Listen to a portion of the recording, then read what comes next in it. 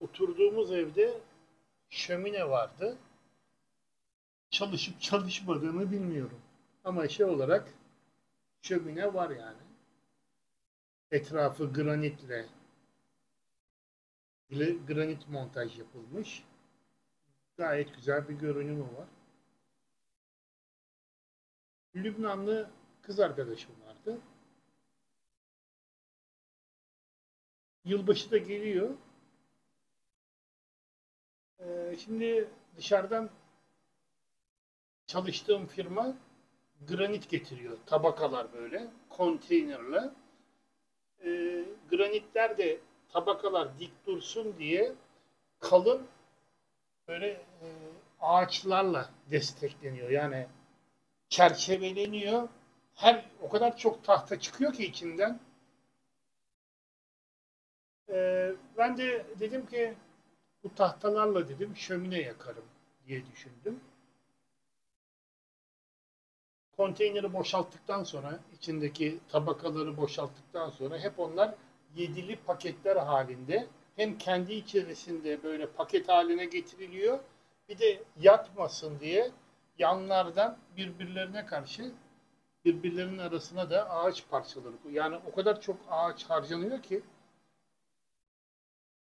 konteyner aldıktan sonra ben o ağaçları belirli boylarda kestim. Ondan sonra aldım onları eve götürdüm. Dedim kız arkadaşımla işte şömineyi yakarız. Onlar karşısında romantik zaman geçiririz diye düşünüyorum. Yılbaşı geldi. Yılbaşı gittik dışarıda eğlendik. İşte planım yani işte o şömineyi eve döndükten sonra şömineyi yakmak. Ondan sonra tabii gittiğimiz yer kapandı saat 3'te. Ondan sonra taksi bulmak bayağı zorlaştı. Neyse bir şekilde eve geldik. Eve geldik. Dedim şimdi dedim şömineyi yakacağız. Romantik bir ortam olacak. Ondan sonra koydum odunları. Tutuşturdum. Yani hesapta tutuşturacağım. İşte çıra tipi ağaçlar da ayarlamıştım. İçerisi bir duman, bir duman, her yer duman oldu.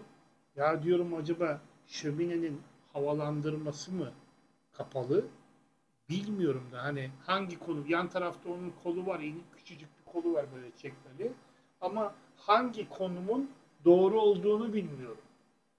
Ondan sonra her taraf duman oldu. Evin içinin her tarafı duman oldu. Kapıları açtık falan filan. Epey uğraştık.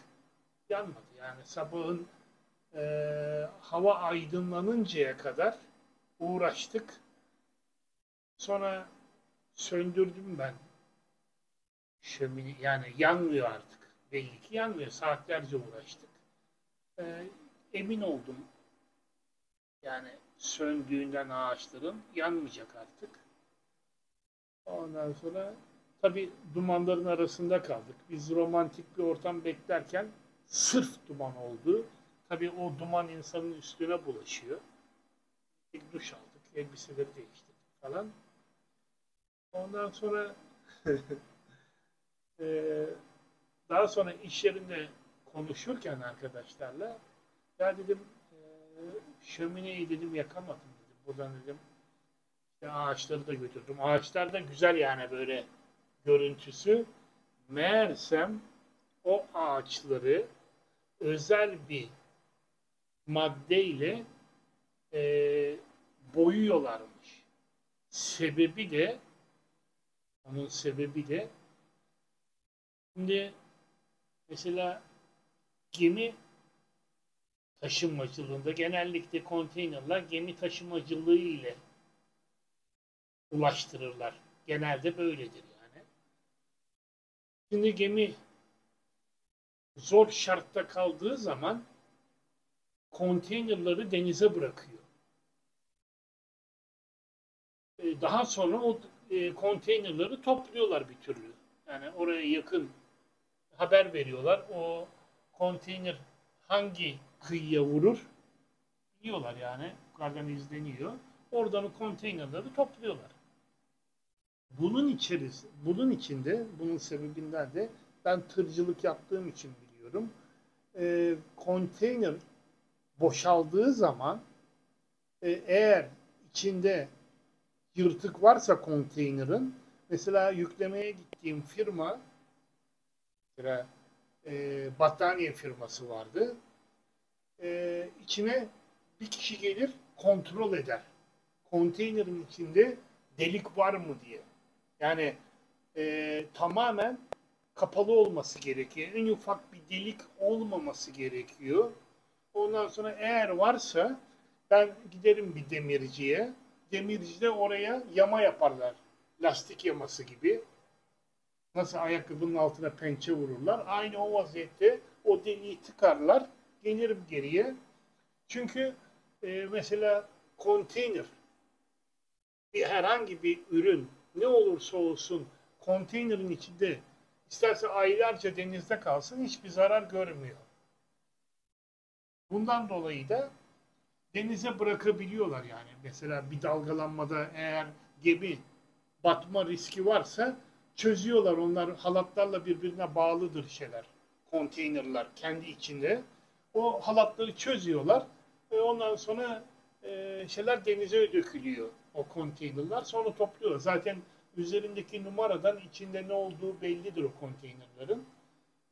Bundan dolayı da içindeki ağaçları her gün ağaç olmuyor. Bu granit işinde özellikle ağaç oluyor. Granit, mermer işinde ağaç oluyor ama diğer ürünlerde ağaç olmasına gerek yok. Paketler halinde oluyor.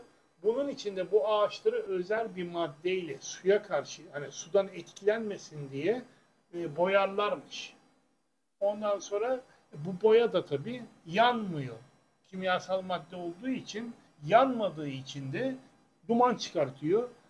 Farkında olmadan yanmayan ağaçları ben yani ateşe dayanıklı ağaçları yakmaya kalktım.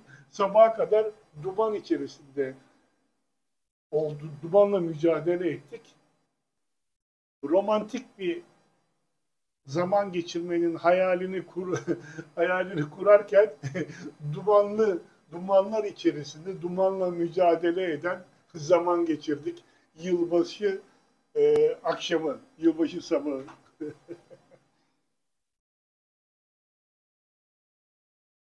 Neye niyet? Niyet.